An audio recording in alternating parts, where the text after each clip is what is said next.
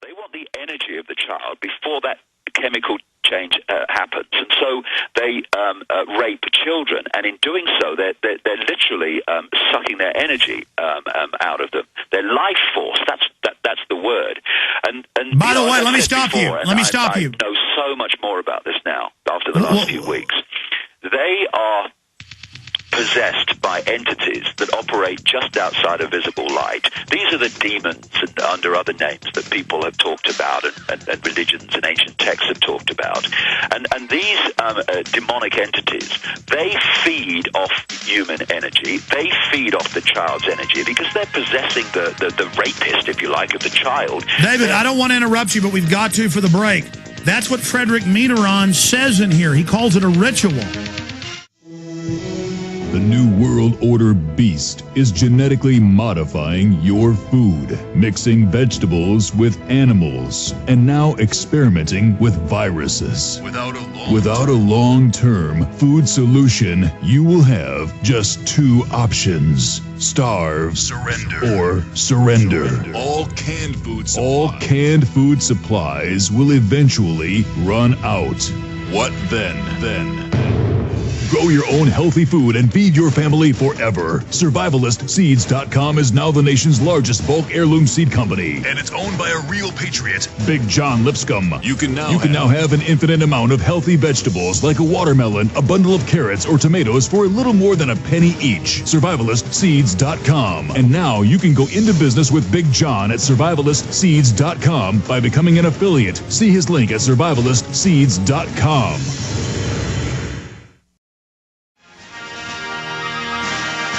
There's an old adage. The devil's greatest trick was convincing the world he didn't exist. And that's why psychopaths are able to pick up young women and children. That's why dictators are able to rise to power. That's how this Michael Hilton con artist could go take over the town in Hardin, Montana. Because people don't want to admit they're being conned or that other people are taking advantage of them. Final segment with David Icke. I want to make this point, though. Just from a anthropology view or from the angle of archaeology, I don't claim to be a historian, but I have made a wide study of history. It's so huge, no one can even be an expert really in one area, in my opinion. It's so lengthy in the different interpretations of history. But whether it was the Babylonians, or whether it was the Romans, or whether it was the Greeks, or whether it was many of the Middle Eastern tribes, Asian tribes, African tribes, Mesoamerican tribes, the Aztecs, they all had high priests who all followed the same secret mathematics religion. They all worshiped the same snake god, and they all demanded women, children, and men, normally the most beautiful, the most healthy, to be sacrificed, and the Aztecs particularly believed great pain had to be created. Now, even the elites there, not just children having their hearts cut out and then cut up into meat, that's how the priests funded themselves, was the sale of the #1 meat that was consumed, human flesh, in all of the Mayan kingdoms, but particularly the most aberrant, the Aztecs, the most extreme, that they would take long pieces of rope with glass through their tongues and through their genitals to create hallucinations of pain while taking hallucinogens. And you see that in all these different cultures, believing that they had to feed the snake god with the blood. And so even if you don't believe in God, the devil, two different forces, any of this, the point is, Tony Blair, his wife, I mean, they admit Blair went all over the world, Francois Mitterrand, all of them, to be possessed by the spirit of white light. He would hit the ground every morning, flop around. That's mainstream news. The bushes and skull and bones in big pits of feces and urine, being reborn in homosexual orgies. Someone dresses the devil with a crown, brings them into knights in Satan's service. This is admitted. And so you need to understand this is real. Even if you're an atheist and don't believe in anything outside the limited senses you have, and you don't believe in the sixth senses or any things that have been proven in university studies, you must know that the most aberrant, the most destructive have created a kingdom of psychopathic delight to trample on and be trampled on, to press on the nerves of power, to humiliate innocence and beauty. Because to them, the psychopath describes being in a cold, horrible, depressed place until they're torturing a child, until they're torturing a woman. Then it's like a blazing light. I've had the top psychiatrist on who've interviewed hundreds of killers. And it's all the same. They are alive when they've got a woman chained down, biting chunks out of her. They're alive. Hitler was only happy he would go to the front and watch through high-power binoculars burning cities and could stay up for days on end without drugs or coffee, just loving the death and the burning and the black uniforms and the armored vehicles. This is the spirit of the New World Order. It is death, and it seeks to kill. David Icke, the elite have stated openly, and we have this in my film Endgame, that they will destroy the planet before they let true humanity bloom. Where do you see that going? Wishful thinking. There's a lot of wishful thinking going on within their cabal, because compared with consciousness in its true state, compared with the infinite consciousness that is all that is and we are part of, and we are, they are a fly on an elephant's back. They have a massively inflated opinion of their own power because they are completely, exactly as you've just described, for the reasons you've just described, they are absolutely disconnected from higher levels of awareness and consciousness. They are in a tiny box themselves. They've only been able to control us because they've manipulated us into a smaller box of awareness than they're in.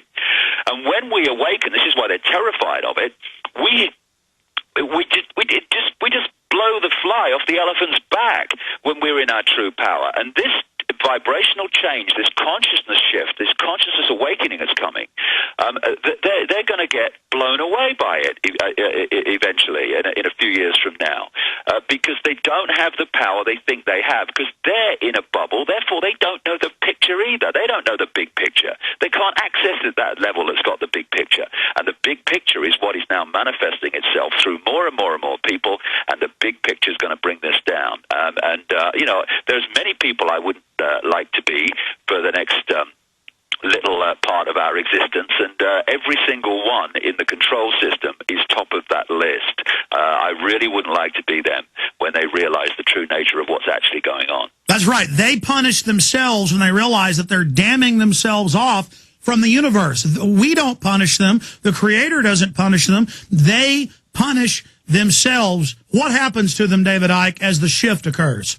Well, I could talk about this at some considerable length, but they are connected vibrationally. They're connected to the control construct.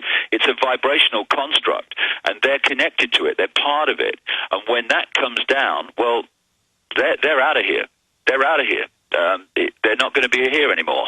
But you say the elites don't know that. In all their fairy tales, in all their archetypes, when the evil wizard loses his orb, the whole palace collapses on him. Yes, because, it's a vibrational construct. You could symbolize it in your mind as a vibrational box, and they are attached to it. They're part of it. They're an expression of it. So when the box comes down, when that vibrational construct is unpicked and just falls, they fall and go with it.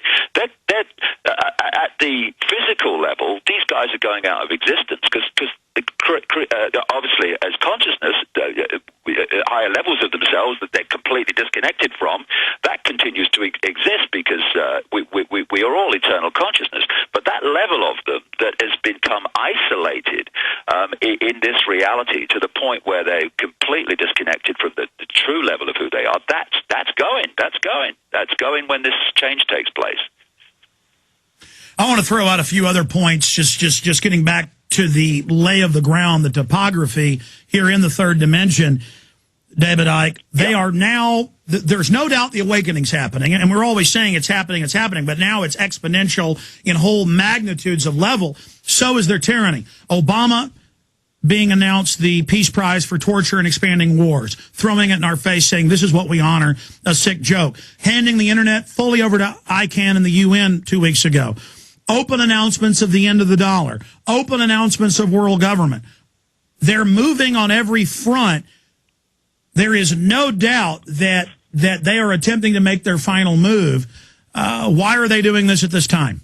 Well, they're doing this, as I said earlier, because the inner core know and have known for a long time that this period was coming when this vibrational energetic cycle, it's a natural cycle, it was going to start to get people to break out of their mind prisons. And so they have thrown everything they can, and there's more to come, obviously, at us at this period of time, because they know this is happening, and they want to put the lid on it. What do they think about us? Alex, if you look at it from another angle, because, it seems that they're all powerful and all this. You know what? They're throwing all these things. You could list them forever, the things that are coming in. Why? It's panic. It's blind panic.